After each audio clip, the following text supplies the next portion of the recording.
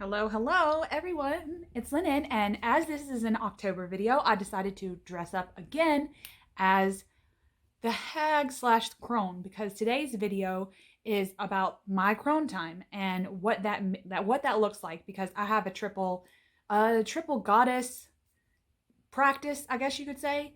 And starting on Mabon, my crone time starts at Mabon. And so as that was, just a few weeks ago, I decided to incorporate some of the things I do in the fall slash winter in October, because that's when I think that's the month that we really feel the most witchy. And so I wanted to touch on some of the things that I think about during my crone time, even though I haven't gotten there yet. The autumnal equinox is when I put my mother aspect to bed. There's a lot of things I do with the mother archetype during my mother time. And then I awaken my crone time at Mabon. And that lasts until Yule, the first day of winter. And for winter, I, like at Yule, I put the crone to bed. And then Yule begins my death devotion until Imbolc, which is February 1st. And at Imbolc, I awaken the maiden. And it's like my spring. That's like springtime. So anyway, that's just like a clarifier that I do have a few months between December and February. That is my death devotion time. My time where the wise woman has died and what that looks like. And it's almost like embodying the archetype of death. But today's video is not on that. It's on the crone. And as you can see, I like drew some wrinkles on my face. Minimal makeup, ratty robe. So I had to do something to make me look like a crone because I'm still fairly young, They taught us how to do makeup for like elderly makeup in theater when I was in theater, so I got that going on already. Starting out with what the crone is. The crone to me is the wise woman. It's this like hag archetype. But for me, society, my whole life has dubbed the crone slash hag slash old woman as something to be fearful, like fearing old age, fearing death. Really, it's a fear of death and growing older. And there are a lot of family members that I have that do all sorts of things to make themselves feel and look younger than they really are. And they end up just looking like old, stretched out lizards because they try too hard. They're so afraid of embracing their crone time that they forget that this time is sacred, that this time is a very introspective and spiritual time. And that's my opinion. I know a lot of women, because of societal norms, they fear this time of their lives, and they feel useless and they feel powerless because they're not as vital as they used to be, maybe. Or maybe they had a rich life in their maiden and mother time of their life, And so when old age sets in, it feels to them like they're giving up. And none of that is how I think of the crone. None of that. I'm going to embrace the crone so hard. I always held the elderly in reverence when I used to go to elderly homes, elder homes, and I would sit and read or talk to the elderly there. Some of them, there was some shadow to them, like there was some bitterness to them getting old and their kids never coming to visit them, and they're not really having a social life except for what was in the home. But then there were some that I radiated towards. These, usually they were women, only because I related more to them. They were women, right? But they were old, but they had such great stories and they had such great advice, and not giving out advice in a way that I felt like an attack, like you should do this. It wasn't like that. There was a maiden vitality with how they would give advice, and then there was a nurturing vitality to how they would give advice as the mother archetype within them. And they were fully embracive of giving their wisdom out and sharing their wisdom. And I always held that in reverence. I always held this wise woman archetype up on a pedestal, so you could say. And these women may have not done anything in their elder time, like in their elderly time, like none of them wrote books, or not really heavy in their community, right? Like people didn't really know them.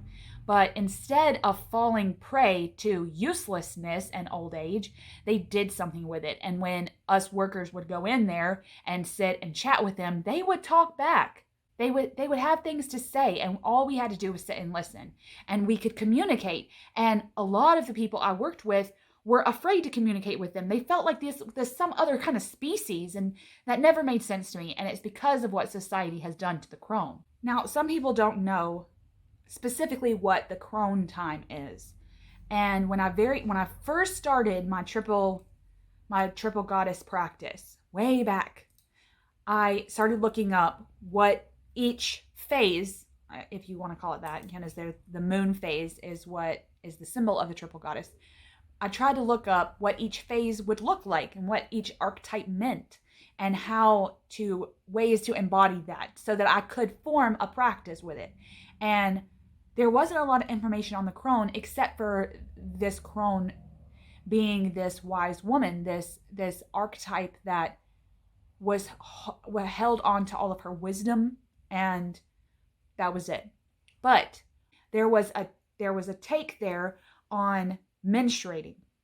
Now, when you go through menopause, you stop menstruating, right? And some article that I had read years ago when I started my practice, it said that when you stop menstruating as the feminine, okay? Once these people stopped menstruating, it was almost like they held all of that stuff in. All of those things that we get as when we get periods, like grand epiphanies and this divine intuition, this divine, like almost psychic abilities within your brain, this raw mentality that comes with when you menstruate. That happens to be my introspection time. So I kind of think of it like an intuition type of a thing. That's kind of what you get when you menstruate, right? Well, when you stop, you hold all of that in. It grows and builds over the course of your crone time. That's beautiful. All the things that happened to you, that had happened to you once a month, were now sucked into your body, never to be released. And so you retain all of that information, like instead of retaining water weight once a month with your period, you retain all the wisdom that was bestowed on you. All those primordial images, those collective unconscious images that pop into your dreams, those psychic abilities that come forth when you menstruate, those types of things, they're held inside your body because you're no longer releasing them once a month. And I found that to be very beautiful. I found that to be something to look forward to because, periods can suck, but I have a great relationship with my menstrual cycle, and I have a great relationship with my body. If anything goes wonky in my body, I know about it because I communicate with it. But there's still a level for me that holds that time, that will be time, in reverence. That time where I will lock in all the wisdom, and then because I'll have that locked in, I should not therefore feel useless because I'll have something to do with all that knowledge. Instead of spouting it out once a month, okay, in those terms, you can share it when necessary. You can keep sharing your wisdom whenever you want to because it's going to be there constantly. So I liked that take on that. There was some people in some articles that said that there were specific vocations for the maiden, the mother, and the crone. And I really liked that aspect of each archetype having something to do, like the maiden. society would say that the maiden's vocation is just to stand there and be pretty, right? It's like a sacred newness, right? Learning through naivete, learning through innocence, holding on to certain aspects of your innocence. Like there's a freedom in the naivete of the maiden, right? She doesn't really know what she likes. She doesn't really know what she knows. And it's just kind of about learning at the very, very beginning.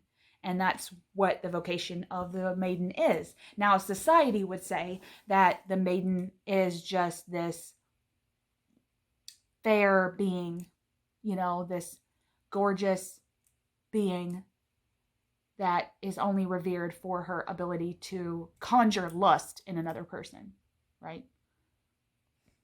That's bullshit, okay?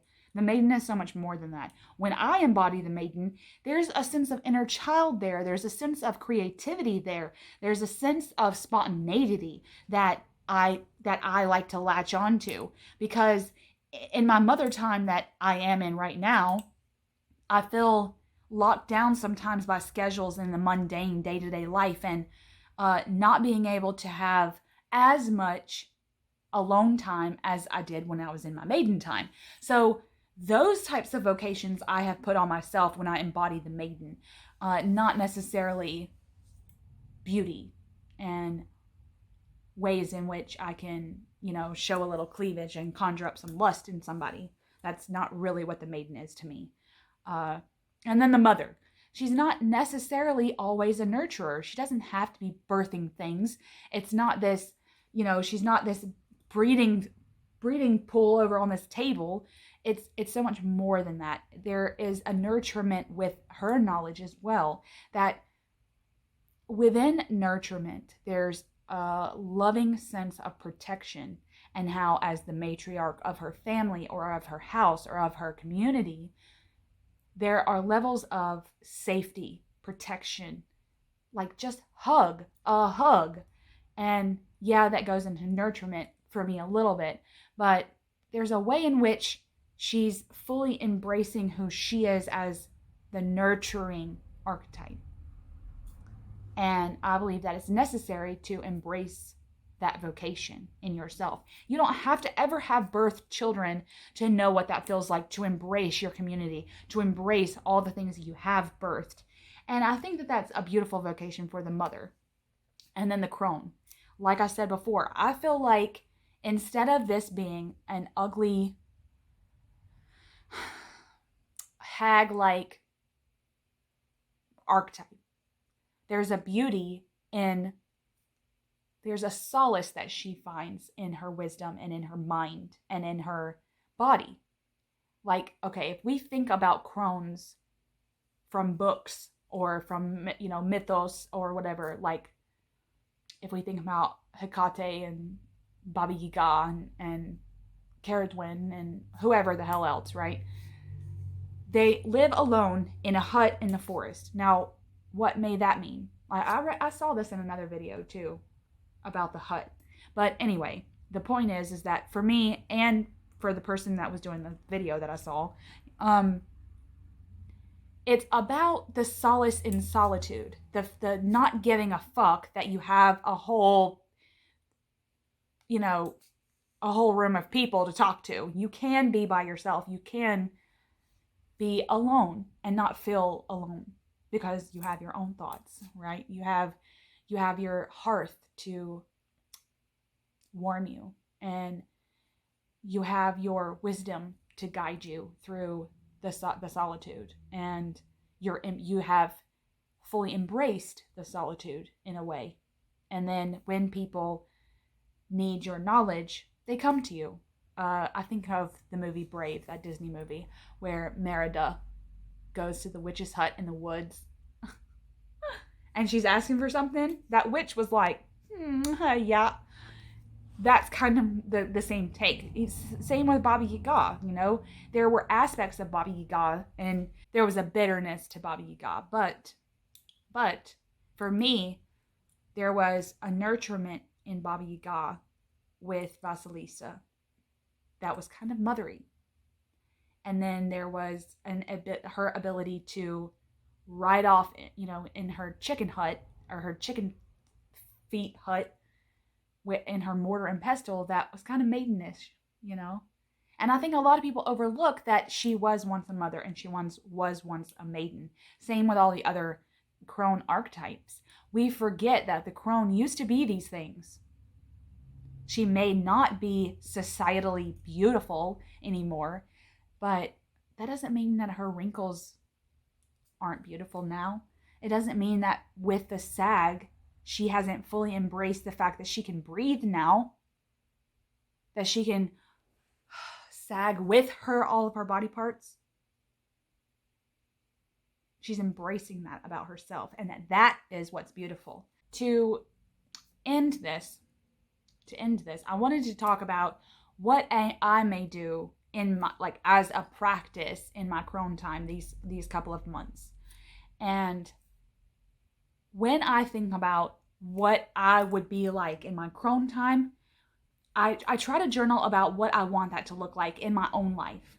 I want to be one of those, I guess you could say, grandmother figures that my family always comes to. You know, they like coming to my house and sitting and chatting with me. They like the fact that I always have baked goods, and they like the fact that I write poetry and I'm comfortable reading it to people. I think that future family members that I may have, like grandchildren or whatever, they want to spend time with me because I'm so cool, and there's still a vitality to me, and there's still a spontaneity with me. I'll still want to go on vacations with them and still live even if I'm old. And there may be things that I can't do, like I won't be able to drive go-karts around, but that doesn't mean that I can't sit there and laugh and be loving with them. And I think that those are types of things that I journal about. But specifically, okay, aside from journaling just about normal crone things that I would want to have in my life when I hit that age, I want to strengthen my intuition. I've said this in lots of videos, but there's a million ways that you can do this. Maybe it's because I am into tarot, it could just be tarot readings for myself that are more intuitive than normal. Like erase in my mind all the meanings of the tarot and then pull out cards specifically with the crone hag in mind and go straight off intuition. What does this mean? What does this mean? What does this mean? And then write the very first thing I think of down. That's a way for me to strengthen my intuition. Trust in my gut feelings. That is another huge key for me in strengthening my intuition, is because if I can't trust those first feelings, then how am I supposed to trust things that actually do come up that I need to have that wisdom about, that I need to have that introspection about? You know, I'm not going to have that. So I have to strengthen those muscles. The brain is a muscle. And so that's definitely something that I will do during my crone time within my practice, is do more intuitive exercises to strengthen that. The next one is my sageness. When we're talking about archetypes, there's a crone and then there's a sage. And the sage is like the masculine counterpart, this wise old man. But there's a difference. I don't want to get too technical into the feminine versus masculine, but when we're talking about feminine versus masculine in terms of the crone time, the crone is the feminine. The crone is the one that does no longer menstruates. That's her crone. But then the sage is the masculine, right? How does he become an expert? How does he become an elder of his community and whatever that he's, pursuing? It's from books. It's an external gnosis, an external knowledge that he gains and masters that through books and stuff like that. He's been focused on something and has learned and grew and then until he's mastered it. But the feminine is internal. The crone, to me, is the intuition, the internal knowledge, the internal wisdom that we must, grab onto. But then there is a part of integration that we have to have with our masculine parts of ourselves, that inner sage of there has to be a level of learning that we do in an external way. And that is linking and integrating our male or masculine counterpart of the sage in that time of our lives. It can't just be all introspection. There can be external. We can learn from those family members that I was just talking about, those grandkids. They can teach us something. Like my kids right now are teaching my mother how to use a cell phone because she ain't never had one in her life, stuff like that. It's about being open to listening to yourself and going within, but then also listening to yourself and going without in external ways to incorporate and to integrate the masculine parts of yourself as well. That way you'll be fully yourself when you embrace the crone of you, of that is you. Other things that I would want to journal about during this time is what my values are with growing old in terms of menstruating and in terms of appearance. Will I embrace gray hair, or will I want to dye my hair? Will I get creams to eradicate some of my wrinkles? Would I be okay with maybe getting a nip or a tuck? What are my values when it comes in terms of growing older? Maybe with menstruating, with menopause. I can only go off of what my mother is going through or went through in menopause, and for her, she just can't stand her hot flashes, right?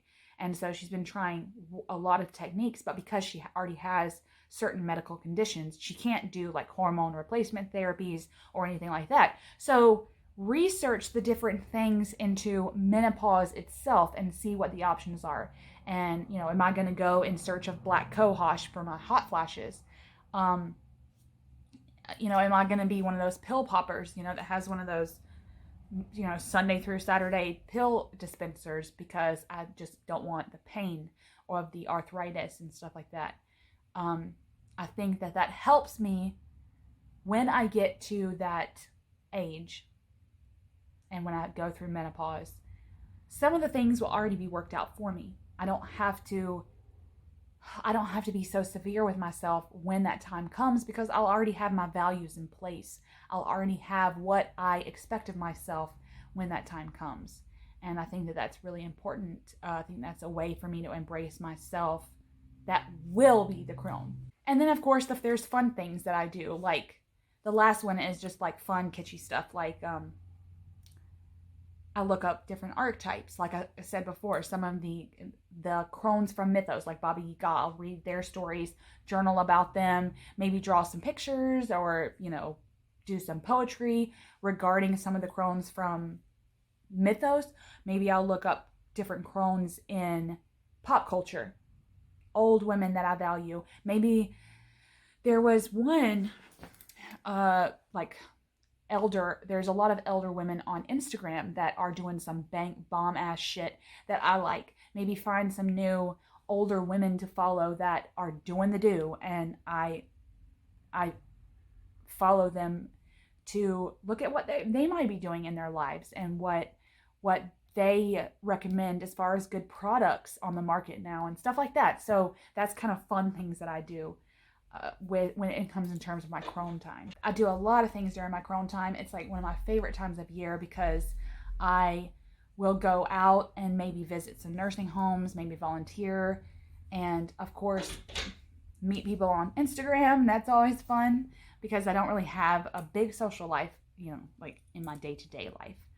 And of course, just keep up with my journaling and keep up with what makes me me now and what I may be open to future linen. So I hope that you enjoyed this video about my crone time, and I'll be back more to talk about my death devotion for sure, and more on my triple goddess practice in general. So be looking out for that. And I hope to see everyone again on the channel. Much love.